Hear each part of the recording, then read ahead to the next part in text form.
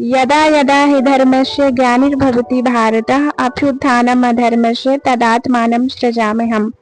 राधे राधे, जय श्री कृष्णा। श्री हरिदास कुंज बिहारी की आप सभी का बहुत बहुत स्वागत है आपके अपने चैनल अन्नपूर्णा की रसोई 36 में। आज की इस वीडियो में मैं आप लोगों के साथ अपने लड्डू गोपाल जी की गर्मियों की सेवा का वीडियो शेयर करूंगी। मैं गर्मियों के दिनों में लड्डू गोपाल जी की सेवा कैसे करती हूँ, उनका ध्यान कैसे रखती हूँ, आज की इस वीडियो में मैं आप लोगों को बताऊंगी। तो अगर आपके घर में भी लड्डू गोपाल जी हैं तो आप गर्मियों के दिनों में उनका विशेष ध्यान रखिए, उनकी बहुत अच्छे से सेवा करिए। उनके लिए सूती कॉटन के मुलायम वस्त्र बनाइए, बहुत ही अच्छे से अपने लड्डू गोपाल जी की सेवा करिए। उनके लिए ठंडे ठंडे आप पकवान भी बना सकते हैं जो कि आपके लड्डू गोपाल जी को पसंद है। तो चलिए शुरू करते हैं आज का ये वीडियो। तो दोस्तों, अगर आप लोग मेरे चैनल पर नए हैं, आप लोगों को मेरा कंटेंट, मेरी वीडियो पसंद आती है तो सबसे पहले मेरे चैनल को सब्सक्राइब कर लीजिए, वीडियो पे लाइक करिए। तो अभी बज रहे हैं सुबह के 7 और मैं नहा ली हूँ और आ गई हूँ मंदिर में।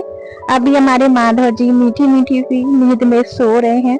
तो ठाकुर जी को सबसे पहले बहुत ही प्यार से उठाना चाहिए, एकदम छोटे बालक की तरह। जैसे एकदम छोटे बालक का हम ध्यान रखते हैं, उसी तरह हमें बाल गोपाल जी की सेवा करनी चाहिए। तो चलिए लड्डू गोपाल जी को बहुत ही प्यार से उठाएंगे। राधे राधे लड्डू, उठ जाओ, गुड मॉर्निंग। सभी भक्तों को राधे राधे। ये देखिए हमारे ठाकुर जी बहुत प्यारी सी नींद में खोए हैं।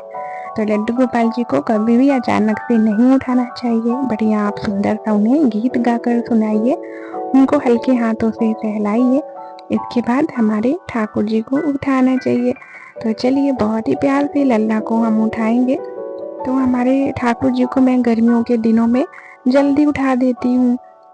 तो चलिए हम ठाकुर जी को उठाते हैं। ठाकुर जी मच्छरदानी में सोए हुए थे, क्योंकि कभी हालांकि मच्छर नहीं रहते हैं पर कभी कभार एक आध मच्छर कहीं से आ जाते हैं, तो इसी कारण मैं ठाकुर जी को मच्छरदानी में सुलाती हूँ। उठो कन्हैया, राधे राधे, जय श्री कृष्णा, सुबह हो गई है, उठ जाओ लल्ला। तो कभी कभी नहीं उठते हैं, बहुत ज्यादा नखरे करते हैं, फिर भी चलो अब जाग जाओ क्योंकि सुबह हो गई है और स्नान करने हैं जल्दी जल्दी से। तो ये देखिए माधव जी उठ गए हैं। उठने के बाद हमारे सबसे पहले माधव जी हैं, मैं उन्हें जल पिलाती हूँ, उनका बढ़िया प्यार से मुंह पोंछती हूँ। तो एकदम जैसे घर में कोई छोटा बालक होता है, सभी लोग उसे बहुत स्नेह करते हैं, प्यार दुलार करते हैं, उसी तरह से हमें ठाकुर जी का ध्यान रखना चाहिए। तो हमारे घर में लड्डू गोपाल जी को सभी बहुत प्यार दुलार करते हैं, एकदम छोटे बालक की तरह सभी लोग उनका ध्यान रखते हैं। इसके बाद मैंने हल्के से गीले कपड़े से ठाकुर जी के मुंह को साफ कर दिया है और इसके बाद ठाकुर जी को पानी पिलाएंगे। तो गर्मियों के मौसम में आप भी अपने लड्डू गोपाल जी के लिए छोटी सी मटकी में पानी जरूर रखिए, क्योंकि ज्येष्ठ माह में गर्मी काफी ज्यादा बढ़ जाती है। तो ये ठाकुर जी की छोटी सी मटकी है, यहाँ पे मैंने रखी है। तो चलिए ठाकुर जी को हम पानी पिलाएंगे। हमारे ठाकुर जी ने पानी पी लिया है। जब सो के उठते हैं तो ठाकुर जी को बहुत ज्यादा प्यास लगी होती है। इसके बाद हमारे ठाकुर जी का बाल भोग होता है। तो बाल भोग में ज्यादातर हमारे ठाकुर जी दूध ही पीते हैं। तो यहाँ पे ये ठाकुर जी का दूध आ गया है, इसमें हमने तुलसी पत्र डाला है और ठाकुर जी को बाल भोग लगाएंगे। भूखी भूखी लग जाती है हमारे ठाकुर जी को। कभी कभार हमारे ठाकुर जी दूध के साथ एक आध बादाम भी खा लेते हैं, लेकिन आज ठाकुर जी का मन नहीं है तो इसीलिए सिर्फ ठाकुर जी ने दूध ही पिया है। और इसके बाद हम ठाकुर जी के स्नान की तैयारी करवाएंगे। तो यहाँ पे चलिए हम यहाँ पे अष्टदल कमल बना रहे हैं। जैसे कि आप सभी को पता है कि मैं हर वीडियो में आप लोग के साथ शेयर करती हूँ कि जिस पात्र में हम ठाकुर जी को स्नान करवाते हैं उसमें अष्टदल कमल बनाइए और तुलसी पत्र रखिए, इसी में ठाकुर जी को विराजित करेंगे और इसके बाद बहुत ही बढ़िया से ठाकुर जी का स्नान करवाएंगे। तो गर्मियों के मौसम में ठाकुर जी का डेली स्नान करवाना चाहिए। आप डेली उन्हें स्नान कराइए, क्योंकि स्नान कराने के बाद ठाकुर जी के शरीर को शीतलता मिलती है, उन्हें आराम मिलता है। इसीलिए गर्मियों के मौसम में ठाकुर जी का डेली स्नान करवाना चाहिए। तो हमारे ठाकुर जी स्नान के लिए यहाँ पे रेडी बैठे हैं और चलिए जल्दी से अब हम ठाकुर जी का स्नान करवाते हैं।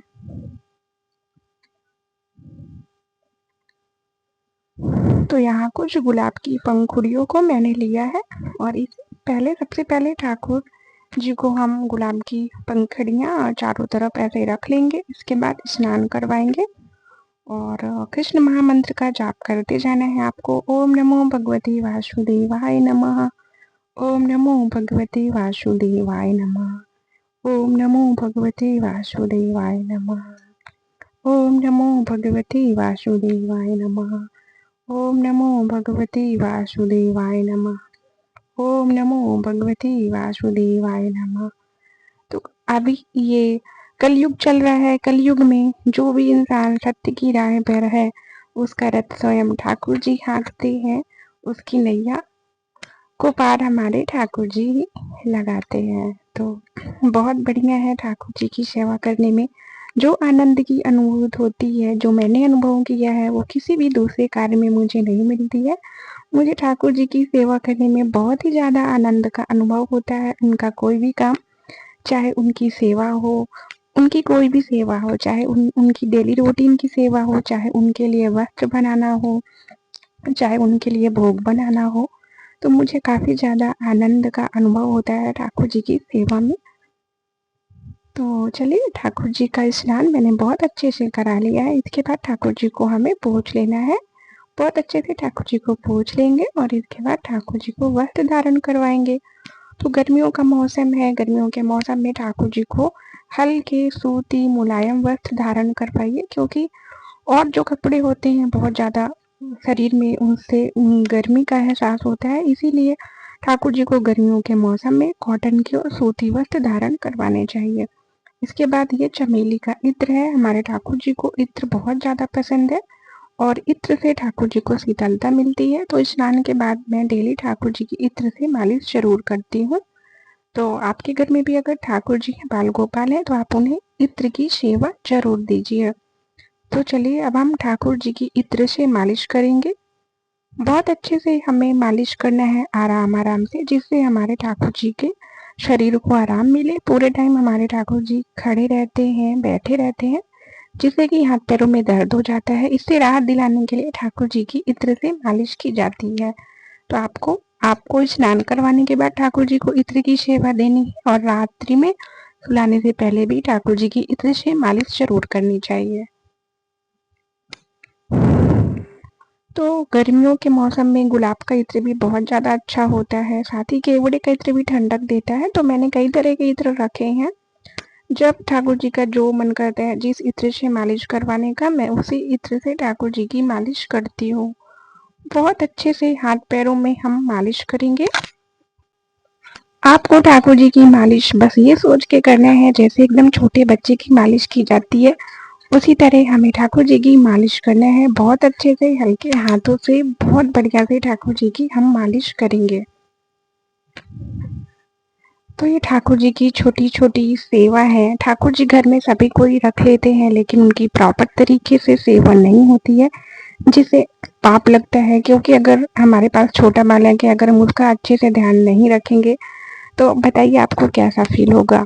उसी तरह ठाकुर जी भी की सेवा है। अगर आपने ठाकुर जी को घर में रखा है तो उनकी प्रॉपर तरीके से सेवा करिए, बहुत अच्छे से सेवा करिए उनकी।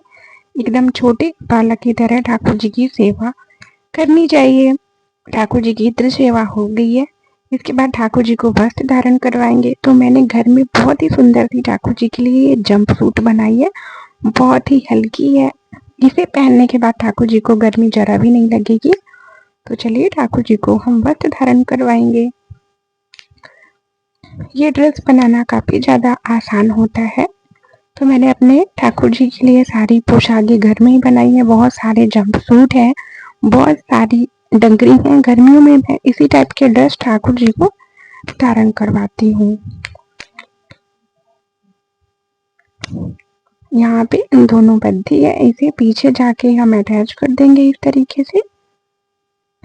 ये देखिए, बहुत ही सुंदर सा जंप सूट है। तो आज ठाकुर जी ने यही वाली ड्रेस पहनी है।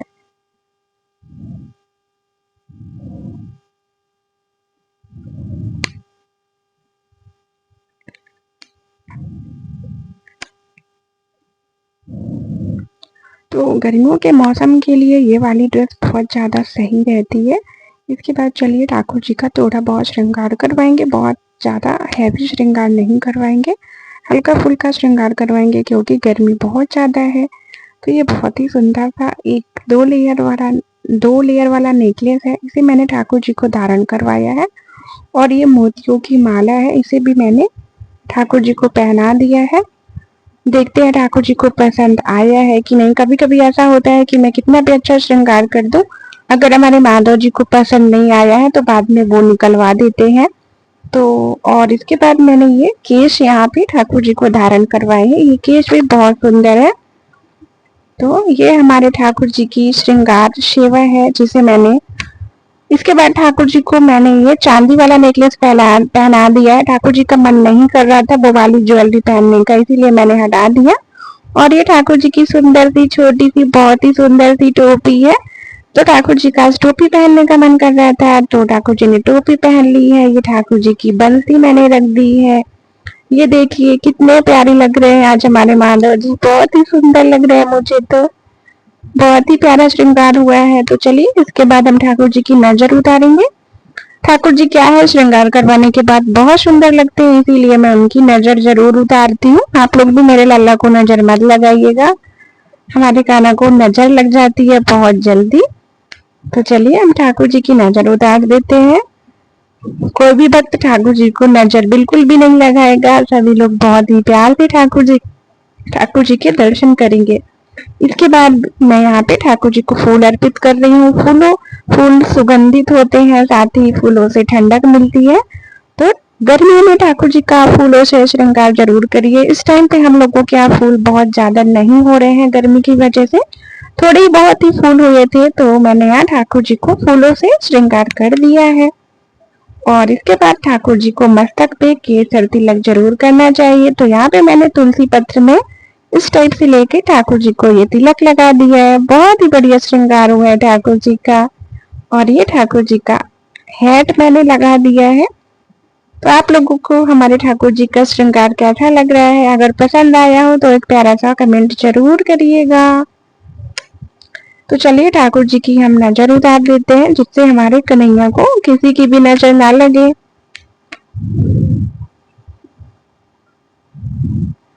अगर आपके घर में भी बाल गोपाल है तो आप लोग मेरे साथ शेयर करिएगा कि आपके ठाकुर जी आसानी से श्रृंगार करवा लेते हैं या फिर चीजें यहाँ वहाँ छुपा देते हैं। हमारे ठाकुर जी बहुत शरारती हैं, कभी कभी अपना सारा सामान यहाँ वहाँ छुपा देते हैं, बहुत दिक्कत होती है, बिल्कुल सामान नहीं मिलता है। तो ये ठाकुर जी के भोग में मैंने फ्रूट्स लिए हैं। तो गर्मियों के मौसम में ताजे रसीले फलों का ठाकुर जी को भोग लगाइए। लस्सी है, छाछ है, नारियल पानी है, ठंडे फल है, मैंगो शेक है, ये सब ठंडी ठंडी चीजों का भोग ठाकुर जी को लगाना चाहिए, जिससे गर्मी से हमारे ठाकुर जी को राहत मिलेगी। और ये ठाकुर जी के लिए मैंने मटकी वाला जल लिया है। ये ठाकुर जी की मटकी है, इसे मैं डेली चेंज करके ढक के रख देती हूँ, तो पूरे दिन में पानी ठंडा हो जाता है। इसके बाद ये ठाकुर जी का दूध है। तो ठाकुर जी बाल स्वरूप हैं, तो 2-3 बार ठाकुर जी को दूध का भोग जरूर लगाना चाहिए।